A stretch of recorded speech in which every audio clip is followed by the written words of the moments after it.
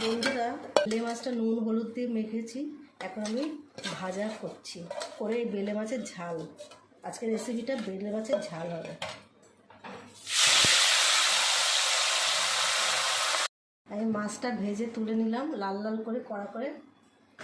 এবার আমার লাগলো আদা, জিরে বাটা, ধনে বাটা, লঙ্কা বাটা, আর এর মধ্যে আমি একটু রাঁধুনি আর একটু কালো জিরে পেস্ট করে দিয়েছি যাতে সুন্দর সেন্ট বেরোয়। আর কিছুটা টমেটো কুচি নিয়েছি আর পেঁয়াজ নিয়েছি। এবার আমি একটু কালো জিরে ফোড়ন দেবো।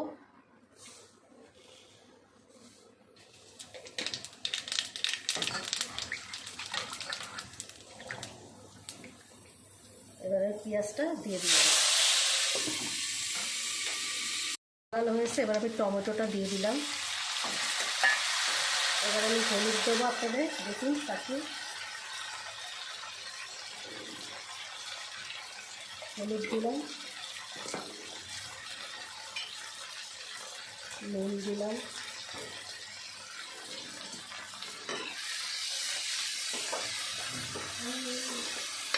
এবার যে মশলাগুলো করি সেই মশলাটা অ্যাড করবো এর মধ্যে।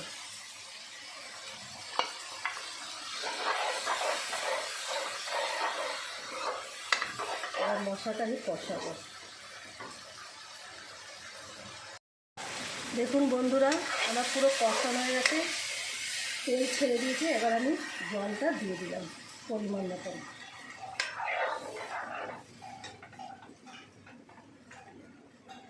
এবার এটা টকবক করে ফুটবে, তারপর আমি মাছটা ঢেলে দেবো।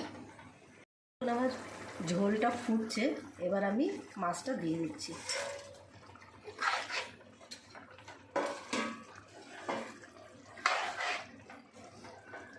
এবার আমি আপনাদের একটু গরম মশলা দেওয়া দেখাচ্ছি। এতে ধনে পাতা দিলে বেশি ভালো হতো, কিন্তু আজ আমার ধনে পাতা নেই, তাই একটু গরম মশলা হালকা করে দিয়ে দিচ্ছি আর একটু সুন্দর সেন্ট বেরোনোর জন্য।